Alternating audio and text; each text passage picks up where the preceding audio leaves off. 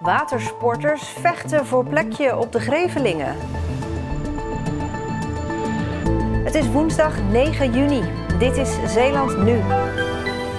Te weinig plek op het water. Geen beperkingen meer voor Duitsers. En hond Luca was redder in nood. Goedenavond. Watersporters komen steeds meer in de verdrukking op de Grevelingen. Door natuurmaatregelen, percelen van de schelpdiersector, maar ook door het terugbrengen van het getij in het Grevelingenmeer, waardoor veel vaargeulen te ondiep zullen zijn.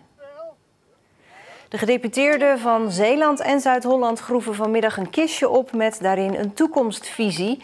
De visie is opgesteld door een grote groep belanghebbenden. 15 jachthavens, ondernemers, Hiswa Recron, surf- en zeilscholen en het Watersportverbond. Kijk, als je naar de Grevelingen kijkt, is een prachtig weids water. Maar als je goed kijkt, is voor die boot met al die masten erop, is minder dan de helft is echt bevaarbaar vanwege de diepte. Nou, op zich gaat het prima, het is een hartstikke mooi water. Alleen dit bevaarbare deel, dat staat onder druk. Door beschermde natuurgebieden, dat ze er niet meer mogen komen. Door de schelpvisserij die percelen afzet. Maar ook door het terugbrengen van het getij wat op termijn gaat gebeuren. Ja, dat brengt de vaargeulen en de bevaarbare gebied steeds kleiner. En daar moeten we toch een beetje voor waken. Zijn er plekken waar u vroeger dan wel mocht zeilen en waar u nou niet meer mag komen? Ja, die plekken zijn er ook wel. Gelukkig nog niet zo heel erg veel. Maar dat zijn dan stukken die grenzen aan hele waardevolle natuurgebieden. Waar nu duidelijk ook op de waterkaarten staat dat we daar niet mogen komen. Of soms in delen van het jaar mogen we daar niet komen. En dat is begrijpelijk, maar het moet niet gekker worden. In Bruinisse is Ariane Lafort. Ja, Ariane, jij was erbij vanmiddag. Wat willen ze nou met die brochure bereiken? Ja, dit is de brochure waarin inderdaad onder meer gesproken wordt over het terugbrengen van eb en vloed in de Grevelingen. Het getij om de waterkwaliteit hier te verbeteren. Ja, dat snappen de watersporters wel. Maar ja, ze zeggen ook, luister, dat heeft voor ons nogal wat gevolgen. Er moeten bijvoorbeeld bewegende steigers komen in jachthavens. Die kunnen meebewegen met dat eb en vloed en krijgen wij al die kosten vergoed. Maar toch is deze brochure niet bedoeld om geld te vragen. Ze zeggen, we willen meepraten, we willen meedenken. En daar kan de Zeeuwse gedeputeerde Dick van der Velde zich wel wat bij voorstellen. Nou, u verwacht van mij dat ik allerlei toezeggingen hier ga doen. En dat ga ik niet doen. Wat ik wel kan doen, is met elkaar in gesprek gaan. En ik heb een voorwoord geschreven in het boekje. We zijn er vandaag om in ieder geval ervoor te zorgen dat we, laten we zeggen, de sfeer goed hebben om met elkaar dat gesprek te voeren. En dat was de bedoeling van vandaag. En ik denk dat vandaag daar goed in geslaagd is. Is dat genoeg, met elkaar in gesprek gaan? Nee, uiteindelijk zul je ergens moeten komen. We zien dat in meerdere visies. Omgevingsvisie, Veersemeervisie. We hebben een kustvisie. En we hebben ook een Oosterschelde-visie. En die hebben uiteindelijk ook geleid tot draagvlak. En het zou goed zijn. Tot stappen. En tot stappen. En het zou goed zijn als dat hier ook gebeurt. Ja, Ariane, want Dick van der Velde heeft het over stappen nemen. Want meepraten, ja, dat levert toch weinig op voor de watersporters? Ja, zo vrijblijvend is deze brochure toch ook weer niet, hoor. In de brochure staat, luister, alle havens rondom de Grevelingen die zijn bij elkaar per jaar goed voor minstens 30 miljoen euro. Dus we hebben een stem en we laten ons niet langer wegduwen. Dankjewel.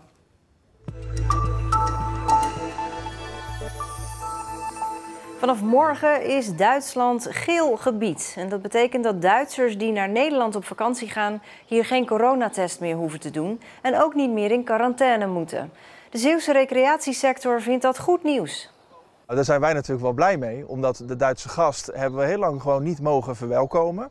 Daar zit natuurlijk gewoon een sentiment aan dat er heel veel vaste gasten zijn. Ja, en aan de andere kant is het ook gewoon een groot deel van de bezetting, ook van de afgelopen maanden normaal gesproken. En dat betekent dat de sector, bijvoorbeeld de campings en de vakantieparken, maar ook jachthavens, weer veel meer weer terug naar normaal kunnen en het oude businessmodel kunnen gaan draaien. Maar voor de zomer zit Zeeland al zo goed als volgeboekt. Het grote voordeel valt nu vooral te halen nog in de komende weken tot aan de zomervakantie. En ja, dan zijn er dus geen beperkingen meer, waardoor de weekendjes weg zeker zullen gaan toenemen. Welkom. Opslag- en transportbedrijf Kloosterboer wordt verkocht. Het bedrijf dat al bijna 40 jaar in de Vlissingse haven zit, wordt gekocht door een Amerikaanse concurrent. Kloosterboer vervoert gekoelde en bevroren producten en slaat die op.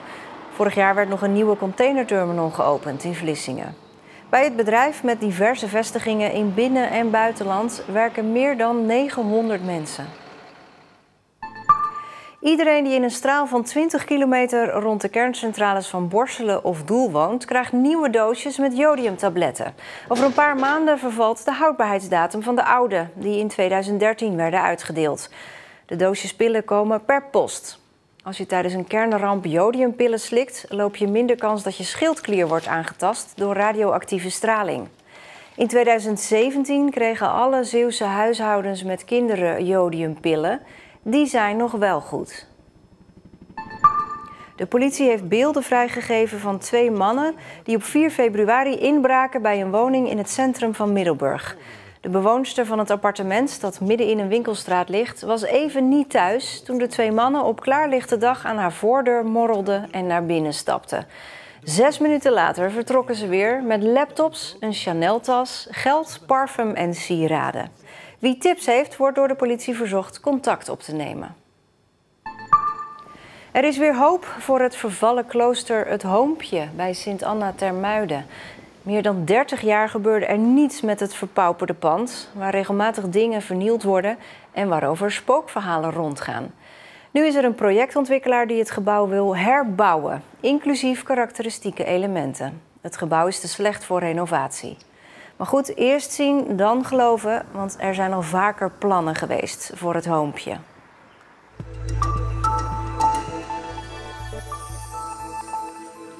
Anjana Gort uit Westkapelle staat samen met haar hond Luca aan de basis van Mission Puppy, een Zeeuwse stichting die mensen met psychische problemen ondersteunt met een hulphond. En vandaag is het feest. Ik heb een cadeautje bij me, ja, zoals je ziet voor een hond. Niet zomaar een hond, maar voor Luca. Hij is 12 jaar geworden en ik geef het aan zijn baasje. Superleuk, dankjewel. Kijk eens, is dat voor jou?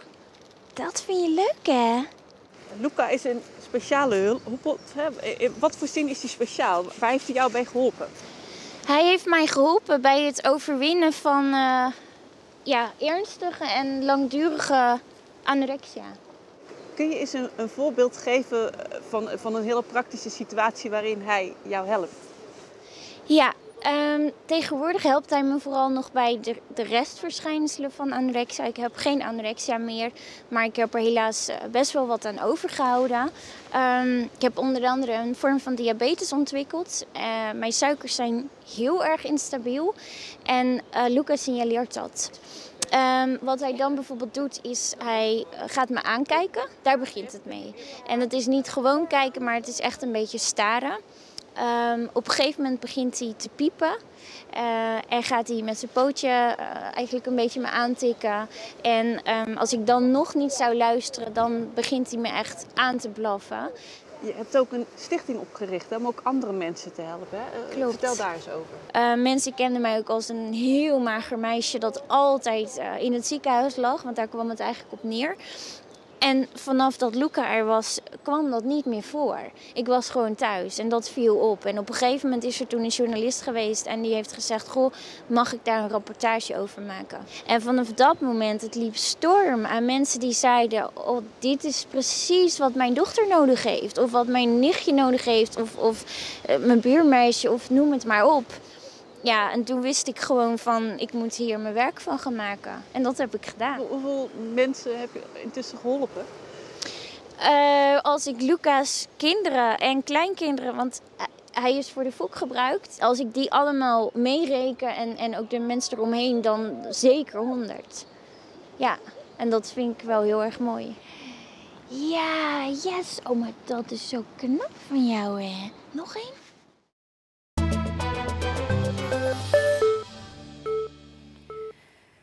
Het leek een goed idee. Een maand lang geen flitspaal, maar een spaarpaal in de straat. In plaats van hardrijders bestraffen, fatsoenlijk rijgedrag belonen. Maar de bewoners van de straten waar zo'n spaarpaal stond, zetten nu na afloop vraagtekens bij het nut van het experiment. In augustus vorig jaar hadden bewoners van de Koningin Julianastraat in Tolen het idee dat ze mee mochten praten over een oplossing voor het te hard rijden in hun straat. Maar gaandeweg bleek dat er al beslist was dat er een zogenoemde spaarpaal in hun straat zou komen.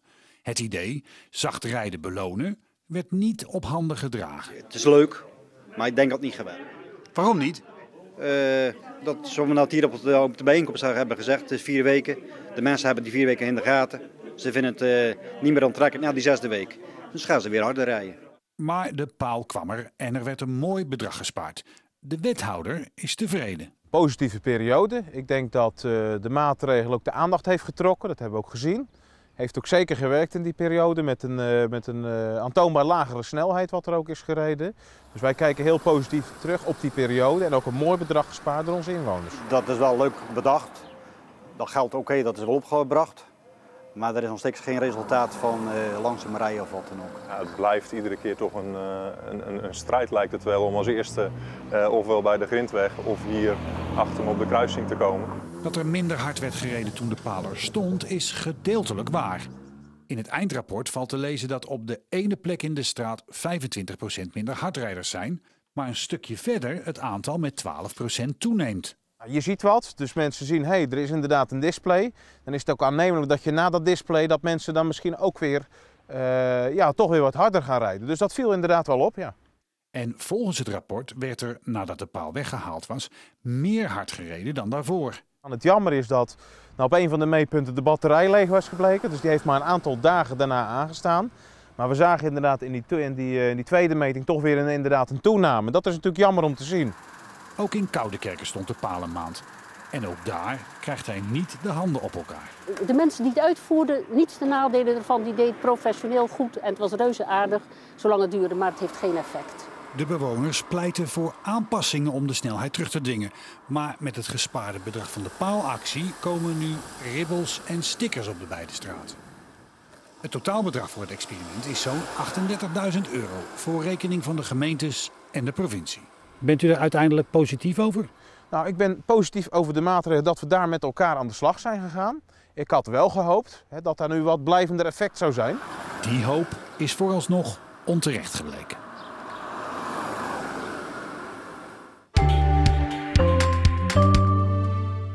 Het was een zonnige dag met af en toe wat stapelwolken. Het werd 21 tot 25 graden. Ook morgen vrij veel zon en weinig wind, maar dan ook wel wat bewolkte momenten. Blijft wel droog en aan de temperatuur verandert eigenlijk maar weinig.